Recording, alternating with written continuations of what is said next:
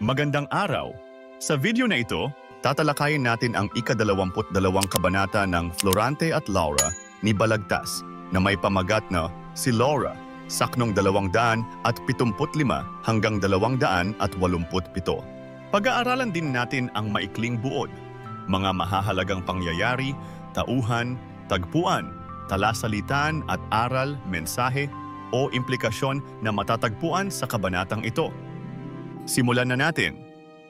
Si Laura, siyang pamimitak at kusang nagsabog nang ningning ang talang kaagaw ni Venus.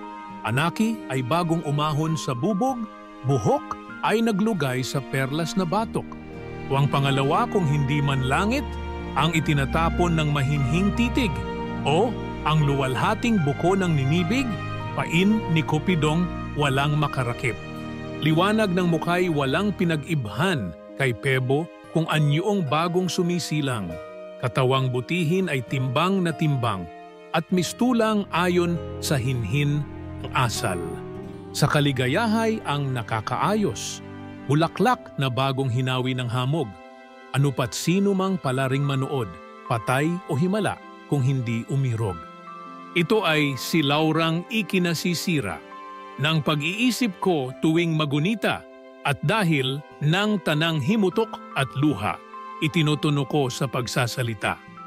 Anak ni Lincheong haring napahamak at kinabukasan ng aking pagliyag, bakit itinulot langit na mataas na mapanood ko kung di ako dapat? O haring Lincheo, kung di mo pinilit na sa salitaan nati makipanig ng buhay ko disi hindi nagkasakit, ngayong pagliluhan ng anak mong ibig. Hindi katutokot si Lauray, di taksil, aywan ko kung ano't lumimot sa akin.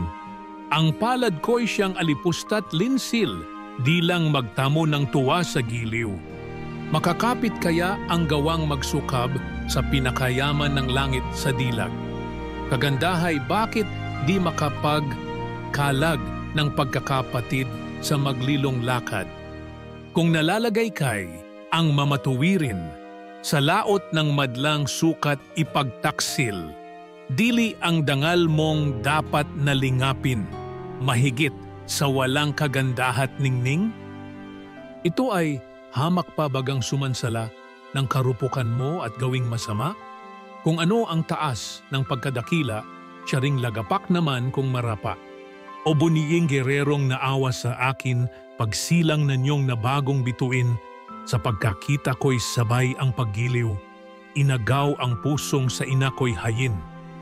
Ano pat ang luhang sa matay na nagos ng pagkaulila sa ina kong irog na tungkol sa sinta't puso'y nangilabot? Baka di marapat sa gayong alindog. Ngayon naman ay talakayin natin ang buod nito.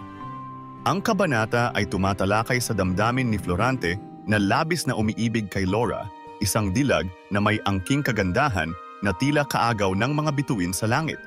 Si Laura ay anak ni Haring Lincheo at ang kanyang kagandahan ay nagdudulot ng matinding pangungulila at pagdurusa sa taong umiibig sa kanya. Si Florante na umiibig kay Laura ay nagdadalamhati dahil sa kanyang pagkabigo sa pag-ibig at nagmumuni-muni kung bakit siya pinahintulutan ng langit na makita si Laura kung siya ay hindi karapat-dapat. Ang tula ay nagpapakita ng pakikibaka ng damdamin at ang pagharap sa malupit na katotohanan ng pagtataksil at kabiguan sa pag-ibig. Dumako naman tayo sa mga mahahalagang pangyayari. Paglalarawan ng kagandahan ni Laura at ang kanyang pagkakaakit sa lahat na makakakita sa kanya.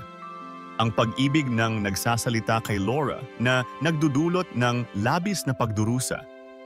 Ang pagsisi ng nagsasalita sa kanyang sarili sa pagkatukso sa kagandahan ni Laura at ang kanyang pagkabigo sa pag-ibig. Mga mahahalagang tauhan.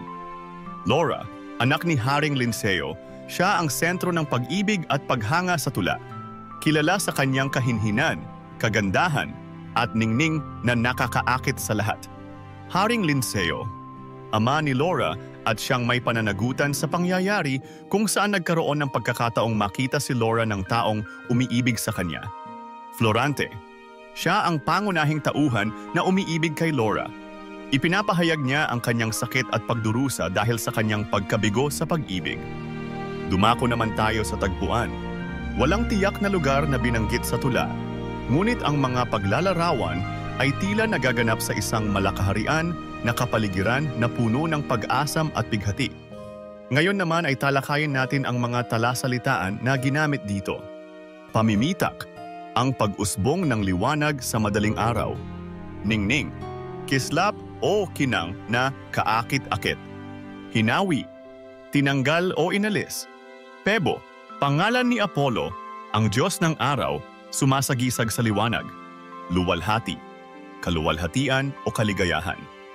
Pagliyag, pag-ibig o pagmamahal. Pagliluhan, pagtraidor o pagtataksil. Alindog, kagandahan na nakakaakit. At ngayon ay alamin naman natin ang mga aral o mensahe ng tula. Ang kagandahan ay maaaring maging sanhi ng labis na pagdurusa at pagkabigo, lalo na kung ang pag-ibig ay hindi natutugunan. Ang pag-ibig ay hindi laging masaya. Ito ay puno ng pagsubok, sakripisyo, at minsan ay pagkatalo. Ang pagkabigo sa pag-ibig ay hindi dapat ituring na katapusan, kundi isang pagkakataon na kilalanin ang sarili at pagnilayan ang tunay na halaga ng mga damdamin. At diyan nagtatapos ang ika-22 kabanata ng Florante at Laura, si Laura. Ano ang natutunan mo dito? I-comment mo na ang iyong sagot. Inaanyayahan ka din namin na i-like, subscribe, at i-click ang notification bell para lagi kang updated sa mga susunod naming videos. Hanggang sa muli, maraming salamat sa panonood.